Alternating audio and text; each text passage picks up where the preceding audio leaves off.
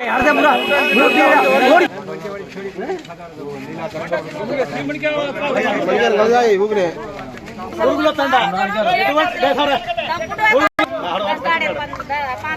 తండ ఎటువంటి అడవి ప్రాంతం లేని ప్రాంతం. ఇక్కడ ఎటువంటి వన్యప్రాణులు ఇంతకుముందు ఎక్కడ కనబడలేదు. కానీ ఈ 6 రోజుల నుంచి కొండ చిలువలు ఎక్కువగా తండ సపరిసర ప్రాంతాల్లో నివసించడం జరుగుతుంది. మేకలను ప్రజలను భయభ్రాంతులు గురి చేస్తుంది. కాబట్టి ఇటువంటి వన్యప్రాణులు ఎటువంటి ఎక్కడ కనబడ్డా ప్రభుత్వ అధికారులు, అటవీ శాఖ అధికారులు చొరవ తీసుకొని వాటిని ఇక్కడి నుంచి పారదోలేటట్టు చర్యలు తీసుకోవాలని కోరుతున్నాం.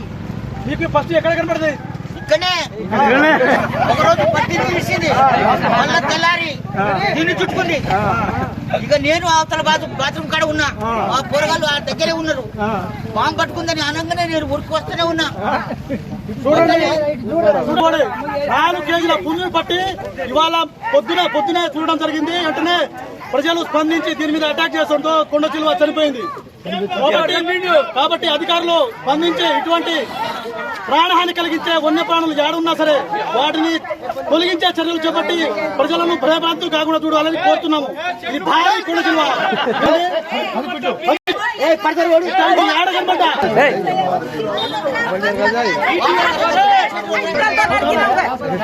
మేక చనిపోయింది. దండాల పురుగు తండాలో నిన్న మేకలు పట్టింది, ఇవాళ కోడి పుంజుని పట్టింది.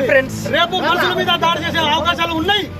తండ పరిసర ప్రాంతాలు ఎక్కడున్నా ఇటువంటి భయానక అటవీ వన్యప్రాణులు ఉంటే కనుక వాటిని తొందరగా సర్వే చేసి చేపట్టి వాటిని చంపి తండను ప్రాణాపాయం నుంచి తప్పించాలని కోరుకుంటున్నాం. దీనికి మన రంజాన్ దానికి నష్టపరిహారం ఖచ్చితంగా కట్టియాలి.